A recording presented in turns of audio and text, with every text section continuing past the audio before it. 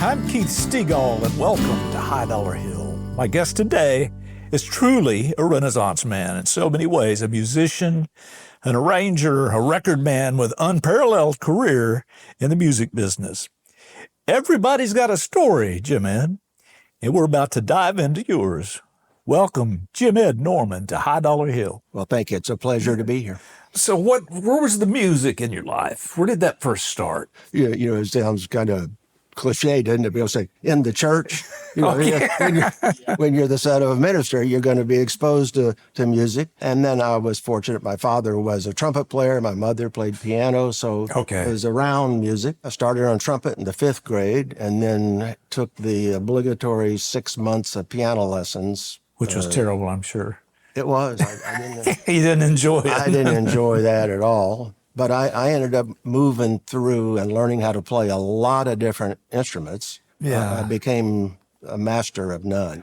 That's awesome. North Texas State University played a little bit of role in, I guess, in your transmigration into the music business. I'd gone there specifically to play in their lab band program. They had the most successful big band program probably in the world. The time I went there, there were 7 separate big bands. Good Lord. And I was playing trombone, but it didn't take me long to ascertain that I really had no business being a trombone player, because I was around guys like Tom Malone, Steve Turry. Tom went on to be in the Saturday Night Live band. They were in the good band, and I was in the okay band. And one fall day, a sunny day, people had their doors open to their apartments, had grills out on the sidewalk. And I was walking along the apartment, and there was a fellow that had his door open, and he was sitting on the couch, and he was listening to a record, fairly hard rock music. And I thought, this guy likes music. So I went back to my apartment, and I got a Dillard's album. I walked back down to the fellow's apartment, and waltzed in, stuck out my hand, and introduced myself, and said, hey, you ought to check this out. And that was Don Henley. And when he tells the story, he says, I was listening to my Led Zeppelin record, and Jim Ed walked in and handed me this Dillard's record, and it changed my life. Don had a band that he had been in since junior high. Unfortunately, one of the people in the band, the keyboard player that had been with him since junior high school, had been tragically killed in a motorcycle accident. He said, you have a similar interest in music. Socially, we think we can get along. It's not just about music. It really does have a social context, and apparently passed the audition. But I became the keyboard player, but because I also played guitar, did keyboard and added then guitar. The band changed its name to Shiloh. Don Henley, Richard Bowden, Michael Bowden, Al Perkins. That's a great band. My God. We had a great time, and we played frat parties and proms and clubs. Matter of fact, I ended up at one point, Richard was a great craftsman and build things, make little things. And we played a club in Dallas. Backstage, there was a 335 with the headstock broken completely off, strings still on it and just sitting there. So we asked the club owner about it, and he said, yeah, the guy broke it the other night on stage, and it said it was now worthless and no good. So Richard got it, put it back together. The real backstory is, though, it was Jimmy Vaughn's. Holy moly. But he had just abandoned it because he said, this is no good for me. You'll never put this back together in any reasonable way. And Richard pulled it off. It was a good rhythm guitar. I used to keep it sitting in the studio, and guys would come by and they'd say, what's this? And I explained the history of the guitar, where it had been, and people who had picked it up and played it, and songs they'd started and just left it. Was okay if I use it on the session today? Sure. It got used here in town, just playing on record after record, just sitting there and being available. I pick it up now, and all it does is hurt my finger. You know? I changed to a nylon string guitar. That's a smart idea. I need to do that too. So what happens between Shiloh and arranging Desperado? We go to Los Angeles. We actually make an album on a label called Amos Records. I remember Amos. Owned by Jimmy Bowen. The president of the label was Bruce Hinton. Okay. And Kenny Rogers was our producer. We made the record, but due to some extent, creative differences that began to happen from the original core of the group. Not me. I was happy to do anything. I was just happy to be there. As the band broke up, also at Amos, when we were there, was a duo, Glenn Frey and J.D. Souther. Wow. To J.D., thank you, J.D., for all that great, amazing music. Thank you. So Don Henley and Glenn got together, started hanging out, and before long there was the core, Don, Glenn, Bernie Ledden, and Randy Meisner, who were the core of the original Eagles. Yeah.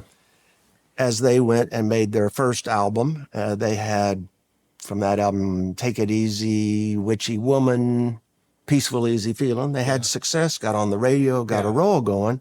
That led then to working on the album Desperado. They decided they wanted to put strings on Desperado, and Don said, well, that's what Jim Ed always wanted to do. That's what Jim Ed does. And now Glenn Johns is producing this record. Glenn Johns is producing the record, but I get the call saying, we'll send you a mix of the song, and can you then write the orchestra? And I said, well, gosh, yes, this is fantastic. I was a tape copy boy. And I said, yeah, I think I could work on that arrangement.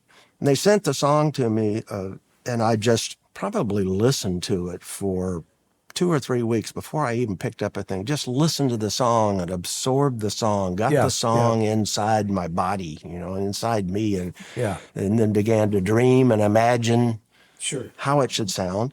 Went over to London. The day that we recorded was a very interesting experience for me because I stood at the door. The concertmaster had also been the contractor, and so he'd hired all of the players who were coming in. I had gotten an unusual compliment in their mind. I had no violas, only had cellos, violins, and double basses. Right. Because of the guts that you get from that compliment. They could play the viola part on the cello just up high, but one cello sounded like 2 violas or maybe 3, as far as just the amount of air being pushed out of the instrument. So it was an unusual for the players, but as each player got introduced, he would say, this is Jim Ed Norman. He's the arranger, conductor today. Oh, Jim Ed, you might be interested. No, he played on yesterday. Oh, gosh, I said. And then the next one would come in and he plays with the Queen's Chamber Orchestra. Then we go out into the record room and I noticed chairs, 2 microphones over the orchestra. And I go back into Glenn Johns and I say, Glenn, there's no headphones out there with the orchestra. How are they going to be able to hear what's going on? To which he says, well, you're going to conduct, aren't you, mate? And I said, I guess I am. And well, how are they going to be able to tune? Well, you see that speaker over there in the corner. I'm going to play the piano and they'll tune up. And once they're in tune, they're not going to be out of tune. So that day I became composer, arranger, and conductor. And I had this great funny moment. We were doing a run through and I'm conducting and I'm going, I wonder how this is going. And I look over my shoulder back in the control room and Don and Glenn Frey are looking up at the monitors. The monitors in those days being the wall or pointed down at you. And they're looking at the monitors and they're going like this. Now I go, that could be taken 2 ways. So by the time I walked back into the control room to just get some sense of how things were going, I was a nervous wreck. As you heard this arrangement in your head, was there anybody that you bounced it off of during that time before you actually recorded, or did you just keep it close to the vest and then go, here it is? Yeah, it was just, here it is. Here's what I wrote, and here's the way it goes. Well, it worked. That night we celebrated over there, went somewhere and had dinner and wine, and we were sitting and talking. And I think the gravity of the day and the moment kind of hit me. And I said, guys, how in the world did you convince Glenn Johns to let some guy from the mainland with especially with a name like Jim Ed, do the orchestra stuff? And they said, well, he didn't actually think you'd pull it off. He had Paul Buckmaster waiting in the wings. was great. Fortunately, everybody liked it. It went well. Even Glenn Johns was happy. And that was the moment where I became, I guess, the Eagles' essentially arranger, orchestral arranger. When I went back to L.A., people I'd been saying I wanted to do arranging and I thought I could do it. Then they read the credit, started calling, Jim Ed, I didn't know you were an arranger. And I said, yeah, I've been talking to you for 5 years about maybe giving me a shot kind of thing. And then I ended up actually doing Linda Ronstadt's version of Desperado, and worked with Kim Carnes, America, Bob Seger. Yeah, so that's launched your career as an arranger. That was the springboard. I was still a tape copy boy in a publishing company when one day the receptionist said, Clive Davis is on the phone for you. And I said, yeah, right. And she said, well, what do you want me to do? The guy said, I said, one of my friends playing a joke on me. Why is Clive Davis going to call me? And finally, in frustration, I just picked up the phone and went, yeah, this is Clive Davis. And I said the same thing, yeah, right. And he said, no, it really is. I got your name from Hank Medris and Dave Apple. They were in New York, and I realized none of my friends in L.A. knew that I'd been in New York doing this. And so this was, after all, not a joke. And it really was Clive Davis. And he asked if I could meet him at his hotel. We had some conversation. He said, I don't know a lot about you except that you do the Eagles arranging. Could I play you some songs and you tell me what you think? And I'd say, well, yeah, okay. So he started playing me songs, and I go, I don't hear that one. He said, well, I think that's a hit. I'm going to do that with Barry Manilow. Then he played me another one, and I say, I don't hear that one. Well, I think that's a hit. I'm going to do that Melissa Manchester. So this went on for about 20 minutes or so. And finally, fortunately, in that moment, he plays a song. And I say, if you're going to give me a chance, that song I hear, I understand. I hear the record in my head. I think I could do a good job with that song. And he played me an artist and said, do you think this artist can do this song? And I said, yes, I can hear this artist doing this song. Artist was Jennifer Warnes, and the song was Peter McCann's wonderful song, Right Time of the Night. Yes. He also then, there was another song he played for me. He said, what do you think of this song? Here, and I said, I think the song is good, but I don't think it's been arranged properly. I don't think it's done properly. He said, I feel the same way. Would you do this one too? I said, sure, I'll do 2 songs. And I ended up pulling together a band that I thought could walk in both worlds. Yeah. Because they were really 2 different songs. It was Neil Diamond's band. And when we recorded the 2 tracks of Right Time of the Night, and the other song was called I'm Dreamin'. I do both of those songs, and I make a rough mix, and I go back to my apartment. I'm listening to the both of them. And the song Clive has asked me to do, I'm Dreamin', sounds good. And Right Time of the Night sucks. I mean, it stinks. I go, oh man, it doesn't feel right at all. As fate would have it, the next day, the A&R guy from Arista, which is the label, calls me and said, hey, how'd everything go yesterday? And I said, it went great. And he said, good. And I said, however, I got to recut right Time of the Night. He said, you got to recut it. And I said, it went great. And I realized that was a seminal moment for me, essentially, to not just keep going with something that I knew wasn't right. And I got a new band. I got a new everything and recut Right Time of the Night. And I remember the day we went in to do the orchestral stuff, I had one of those wonderful experiences that you can have as a producer, because I still had many more through the years. But wouldn't you know it, this happens on my first record, and it's the studio breaks. The orchestra guys are sitting out there. It takes them 2.5 hours to get it fixed and to get things back online.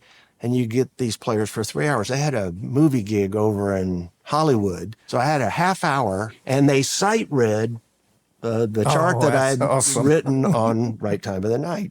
They sight read it, 1 o'clock, boom, and they were out the door. And I was spent. I went in and sat down in the control room and just plopped down in the chair. And I said, well, let's listen back to Right Time, because it was still up. Engineer pushes play on it, and already in the second verse, I hear, when I'd written the chart, I was just writing from memory, and I write the chart the way the first time we cut the track. So it's screech, screech, screech, screech against the chords. And I go, what am I going to do about that? And I decided just, I'll just put a loud electric guitar over it. And so to this day, when I hear Right Time of the Night and that modulation hits and that walk up goes, there's still one note that I can hear that's just going. So I had the big day with Clive to play him. He listens. He said, "You did good, kid. It's obvious that I'm Dreaming is a smash." I'm crestfallen. It's like I've put all my eggs in this basket of Right Time of the Night.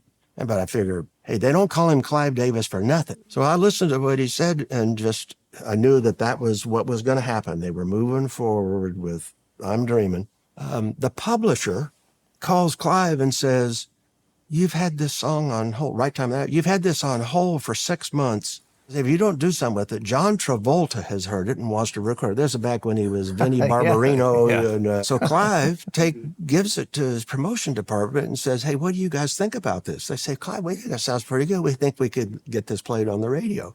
So somewhat under duress, they put the record out.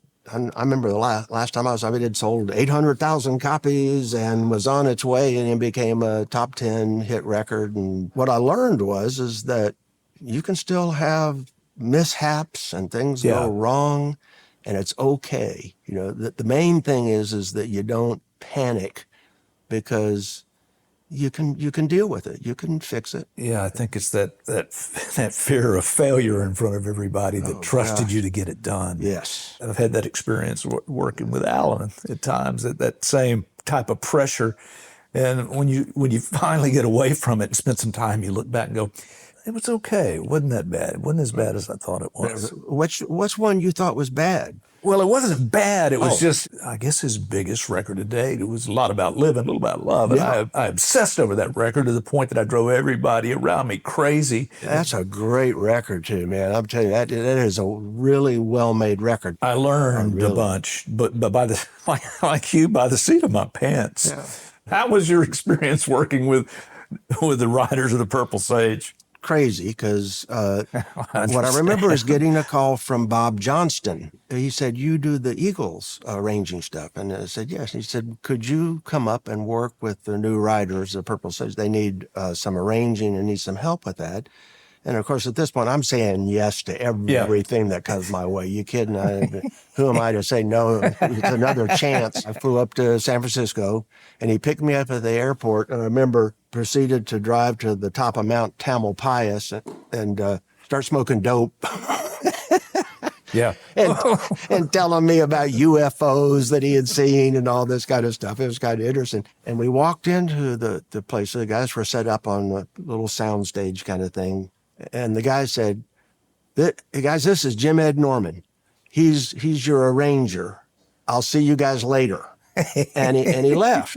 I didn't realize that later was going to be a month later. And so we went into the studio and started working. And of course, the guys had come from a fairly stout drug culture. We took a break one day, and they went home to eat, and supposedly they came back. And I remember we were working on a song. The engineer was a great guy. His name was Tom Fly. He was a beautiful, wonderful engineer and wonderful man. I started saying, "Tom, the machine is out of sync." And he said, "No, it was analog." And as he flipping the switch, he said, "No, Jim Ed, everything's fine." And I said, "I swear that John Dawson, the guitar player, acoustic guitar player, said his thing's out of sync." So I finally then got all the talk back and said, John's nickname was Marmaduke. And I said, "Marmaduke, what in the world is going on?" It turned out when he had gone home, he had a little substance, and that it was the first time I'd ever experienced and heard someone play perfectly out of time. That's what my experience was like working with them. It was more difficult than when working with studio people. I could tell it was a different kind of management that was required. So we ended up making a couple of good records, but the experience itself was unforgettable. There was this process, though, that happened, I guess, more on the West Coast, with actually doing the writing and the creating of the song in the studio. It's foreign in Nashville, because you go in and you prepare with your song and your charts and all that stuff. But I guess even the Eagles did that, put their music together actually in the studio. So those must have been some ungodly budgets to be able to. Yes, that's a great observation and a kind way to put it. In Nashville, the artist would come through town and you'd have 3 days to record with them because they're back on the bus getting ready to go tour. You had limited budget, so you ended up then with studio players that were incredible players and were fast. The whole number system coming out of the ability to go into a studio and record something in C and then change it to B real easy because everybody's playing numbers. But yes, there were a lot of songs that would be created that way. Other times there would be some kind of rehearsal, but the actual creation of the record, it wasn't necessarily like you would go rehearse it and then come in and do a take.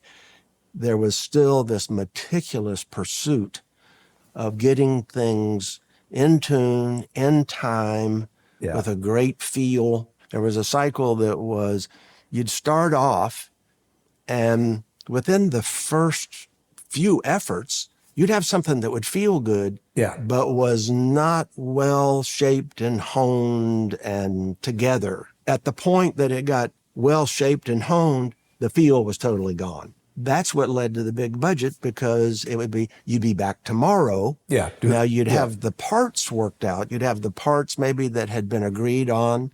Sometimes it might take 3 or 4 days to get the parts totally worked out and everybody understanding what their part was going to be. And then the real work would start of getting a performance that felt good and then beginning to work in the same meticulous fashion with solos. I don't know if you've ever heard any, because, there's been some soul pole records, the things that Simzik would do. He would do a record, he would have a tape going all the time of outtakes and all kinds of stuff. So there'd be some real lunacy that would be happening on these records. But you could hear the Felder working on the solo to one of these nights and be able to hear the rigor that went into getting what ended up being this incredible solo, just a beautiful solo. And the work on Hotel California, that was all a product of genuine focus and commitment to art. And it's different than the record-making process in Nashville. And I guess my first experience with that was working with the Zac Brown Band. Yes. Because it was a different animal. It was a band. It wasn't session players. And these guys all were good musicians, but you had to work it, massage it until it felt right and you knew it was right. But it didn't sound like anybody else, and it was worth the journey. You did an amazing job. Of Album of the Year is pretty a good testament. Those guys are so good, though. I think anybody could produce them. I mean, they're that. Well, you need to know when to stay out of the way as much as that's what I learned. I learned what not to do more than what to do about it. Anne Murray, where does that enter into the career, and why did it enter into the career?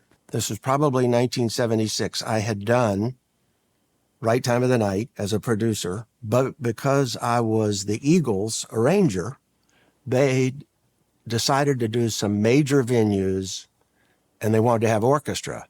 This was, I think, 1976. And we would have an orchestra at Madison Square. I think we had one in Santa Monica Civic Auditorium and had one at Wembley Arena. So I was conducting the orchestra for these shows.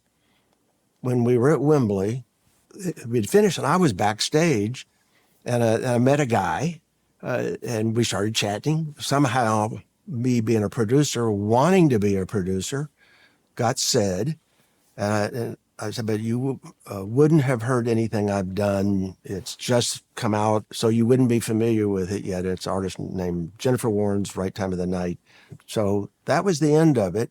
Maybe it was 2 months later, I got a call from a fellow saying, hey, do you remember me? I met you backstage at Wembley. And he said, well, I'm Anne Murray's manager. And as it turns out, Right Time of the Night is her favorite song on the radio right now. And she was coming out to LA to do a TV special. We met, had a conversation. She had done 3 albums that had not done well. They were trying to move her into the pop arena. So I said, I think I could do a good job for you and work with you, but only if you wanted to come work in this area that at best, maybe it could be, was it Countrypolitan? Is that what it was called in the early days there? It's like, I think that there's a world that you can live and operate in where you could be one of the best and really be extraordinary with what it is that you're doing. If you want to continue to do this other thing, I'm not your guy. And they called a couple of days later and said, Ann wants you to be the producer. But I made the record, and the very first album we did together had a song called You Needed Me, a #1 record, million selling, and then also got Ann Best Pop That's amazing. Grammy vocal performance at the Grammys. So I was like, oh, here I am trying to convince her to stay away from this guy. And that's Randy Goodrum. Randy Goodrum. Golly, we found what a talent. We found the song when I went to Toronto. I was over at Ann's house, and she had saved tapes that had been sent to her for a couple of years because it had been a while since she'd made the last record. We started going through these tapes, and there was this song, and we both said, that's great. That's a really good song. I said, well, I need to get to the bottom of who the publisher. It had publisher information and writer. Is that Bob Millsap? Bob Millsap Publishing, that's right. They had something in those days called directory service. And you'd call down to the area code and say, and so I called and asked if they had a listing for a Randy Goodrum. And they had 2 Goodrums. But I ended up lucking out, and I think it was Gayle, Randy's wife, who answered the phone and says, this Randy Goodrum, who's songwriter? Yes. Got Randy on the phone, and has anybody recorded You Needed Me yet? Then he said, no, nobody's ready. I said, well, I'm working with Anne Murray, and she would like to record it. Would that be okay, you think? And he said, I think that'd be okay. He said, how'd you find me? I said, I called directory service, and I understand that he would do songwriting panels and what have you. And they asked him about how he got started, or he would talk about this moment and say, I'm still in the phone book. I'm still listed. Gosh, what a talent. Just unbelievable talent. Yeah, and so versatile, too, in terms of the things that he wrote that worked in so many marketplaces. Yeah.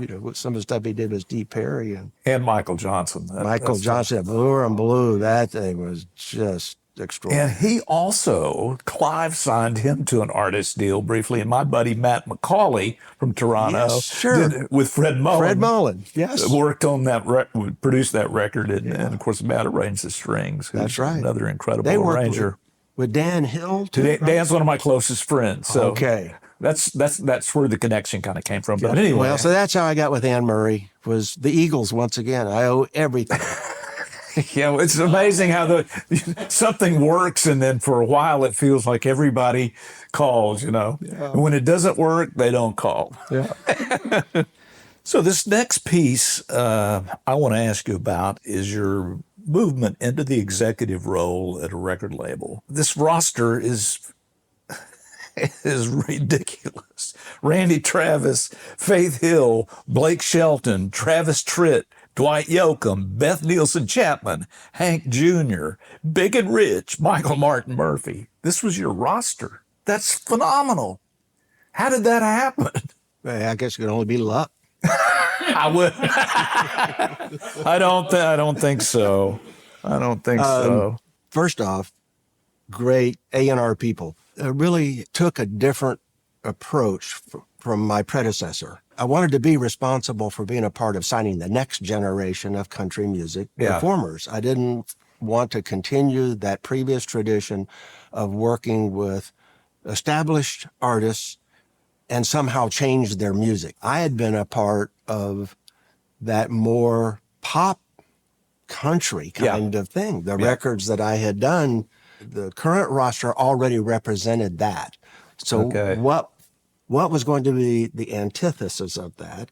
And it was traditional country music, which by and large, the promotion department would tell you, the radio doesn't want to play that. They don't want to have anything to do with that. Yeah. To some extent, it was the iconoclast in me. I remember when Martha took me out to Opryland, was it, where Randy was playing? Mm-hmm. And thank you, by the way. Hearing that and being able to say, my goodness, this is exactly what it is that I've been harboring. And part of what happened then with Randy. Randy being for the label, the first one that then broke in that more hardcore, traditional kind of sound. The first single got released.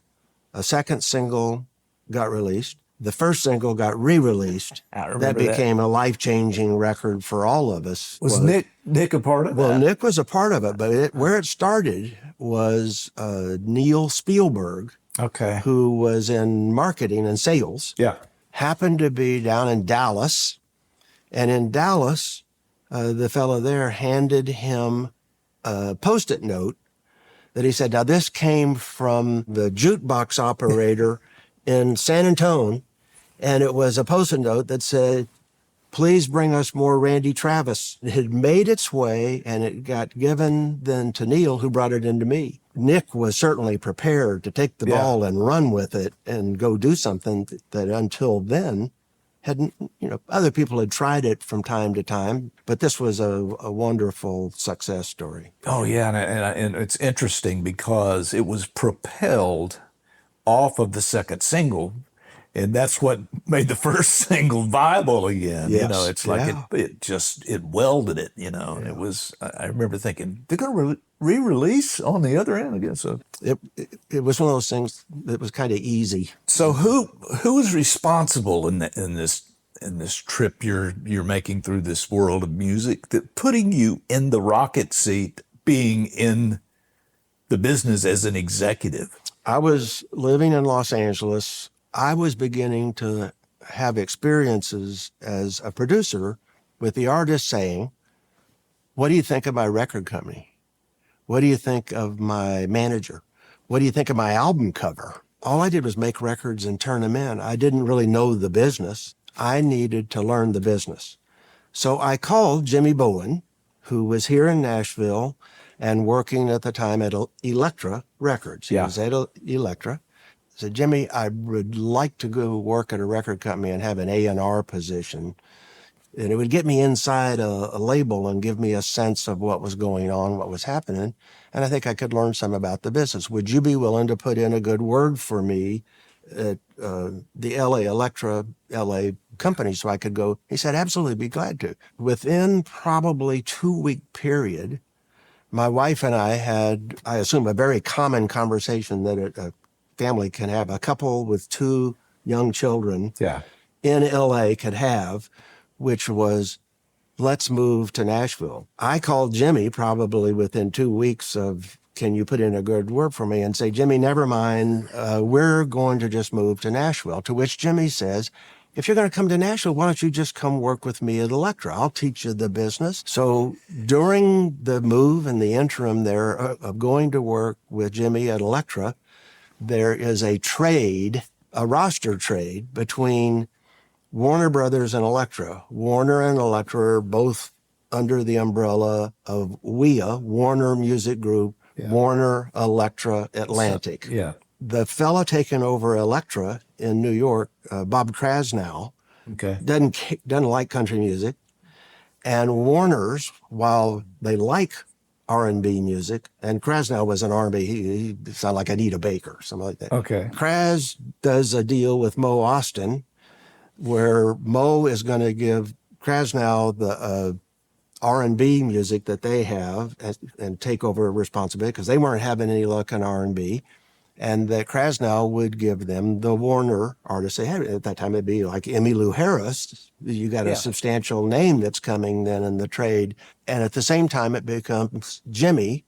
They're going to close the Elektra office, and Jimmy will go over and be at Warner Brothers, be the head of Warner Brothers. It was just by fate that going to work at Elektra became going to work at Warner Brothers. And so now it was a larger roster, because Conway was there, Crystal, Gary Morris, Anderson, John Anderson was still there. Along with then the names that you just mentioned are the ones that then were birthed out of that moment. The idea was I would work for 5 years and Jimmy would help teach me the business. And Jimmy left in, I think, 7 months. And so Warner's had a decision really to make. Mo came to town, spent about 10 days, interviewed a lot of people in town.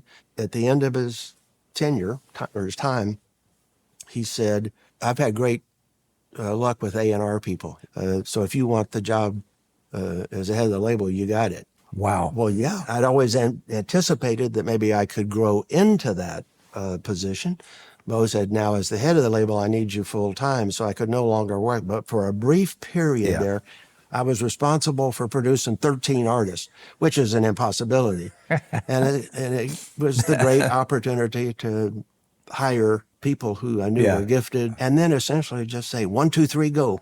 Still had hits with Gary and Crystal, but it was out of this underpinning, if you will, there. Within the first probably 2, 3 years, that then the Randy happened, Faith then came along. Like you say, Travis Tritt. We then got in the comedy business, and because Warner Brothers has a long history of comedy and great comedy people, and so signing Foxworthy. So I would say, well, that was a part of the roster too. You know, I signed Take Six, an a cappella jazz I remember that. gospel group. Those guys. This is not meant to be a contentious statement in any form. Oh, come on, let's liven this thing up. I don't want to ruin what's left of my career. The little piece that's just a crumb that's out here, I don't want to see it get. When I came to town, which would have been 1978 when I moved to Nashville, the companies were run by music people. That's not the case anymore. No. The truth is that's the fabric of the town that the town was built on, and we don't have that anymore. So it's a different animal. I have always seen a grand cycle. Yeah. Creative people being given the opportunity, being handed the ball, will go make something happen. At the corporate level, as that begins to gain position in the corporation and sell and create revenue, now there's a pile of cash on the table there, and the corporation then wants more of that. And you go along creatively, and then the first time that because that world is built on quarterly. At one point, earnings. as I left, it was monthly reforecasting. It was just ridiculous. You go through that cycle, and when there starts to be a bit of a drop, they bring in marketing people because they think that top line, what we need is more marketing. And that's the world that's out there in that corporate thing. It's not the creative underpinning that's driving it. It's the marketing, because that's a really empty, fallacious way to deal with this problem rather than just patience, because the creative people will then get a bit. But our reputation frequently precedes us, and we're not financial people. We're not capable of managing that kind of thing.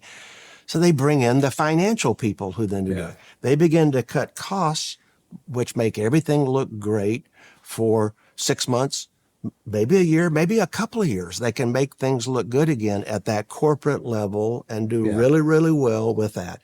But now you've cut the heart and soul of everything out of it. They don't understand really what created that pile of cash. They just knew they wanted more. Right. And the last cycle is they bring in the attorneys to deal with all the litigation and everything just crashing and burning and falling apart. And it falls down and falls apart, and they bring the creative people back in and turn them loose and say, go create something. And then it starts all over again. You know, it's just, I think that's awesome. Oh, that's great. what used to happen, and it certainly happened at Warner's and the Warner Music Group companies initially, those companies were owned by a fellow named Steve Ross. Mm-hmm. And Steve Ross had started the Kinney Corporation, but then his interest creatively, he ended up starting, he buys Warner's, has Warner Films, and then does deals with Eastwood, Streisand, and essentially, like with Eastwood, he turns them loose. He lets the people do, and he backs them and he defends them.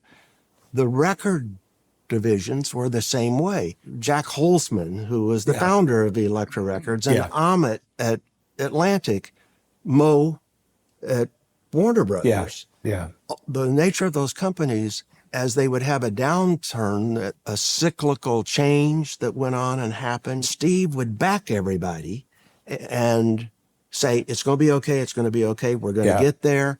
In that backing that was from the highest level of with Steve Ross, was passed down. And so philosophically, they did the same thing to the people that were running the labels, whether it was Nashville, Yeah. whether it's Burbank or LA. The first time something went awry, it wasn't the end of the world. Yeah. And they continued to support you.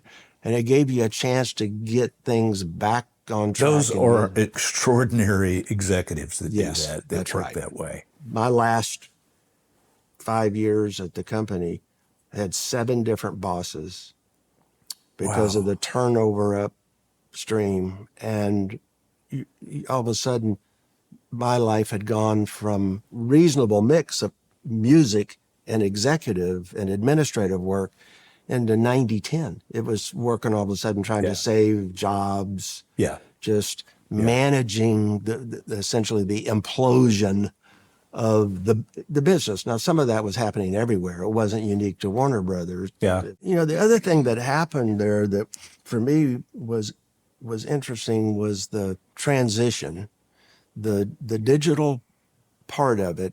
Our responsibility as an industry, we need to form coalitions together about what we're going to be, as opposed to individually trying to fight upstream. Yeah.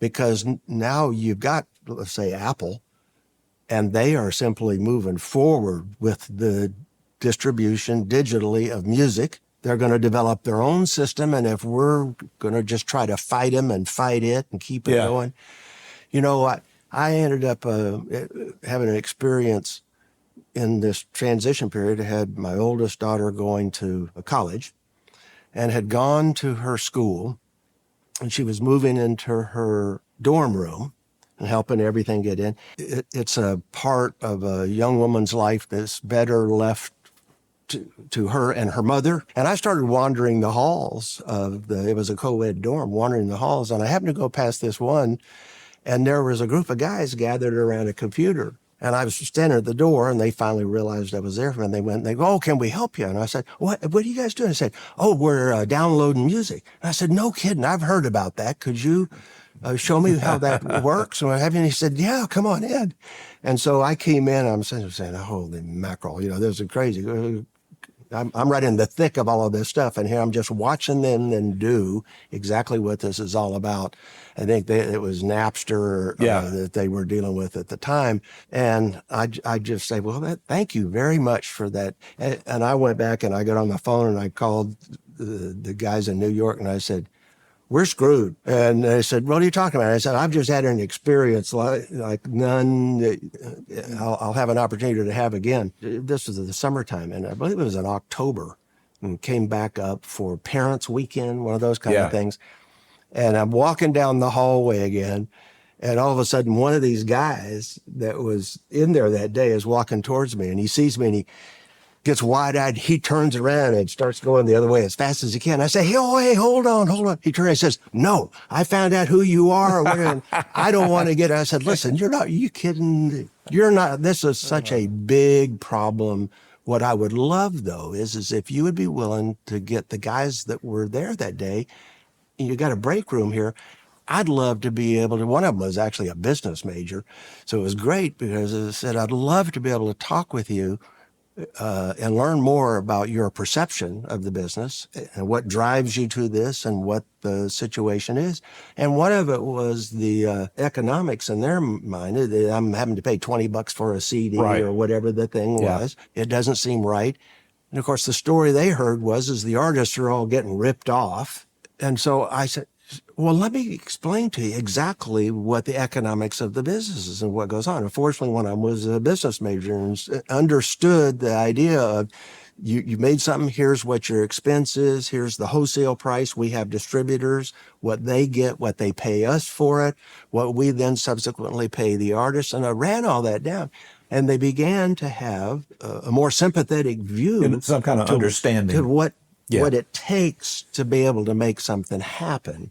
And especially from the standpoint of for every 10 artists you sign, you might have one or two that were extraordinary that would provide the revenue along with your catalog that you were selling to take the other chances and the things that would happen. For me, it became, we're doing a horrible job as an industry of educating then Yeah.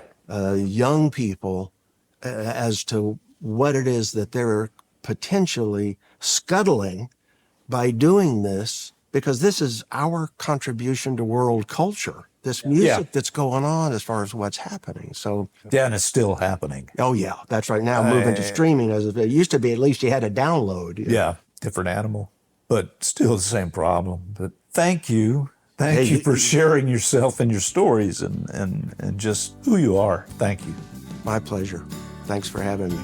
Thanks for joining us here at High Dollar Hill, where we tell the stories that make the music happen.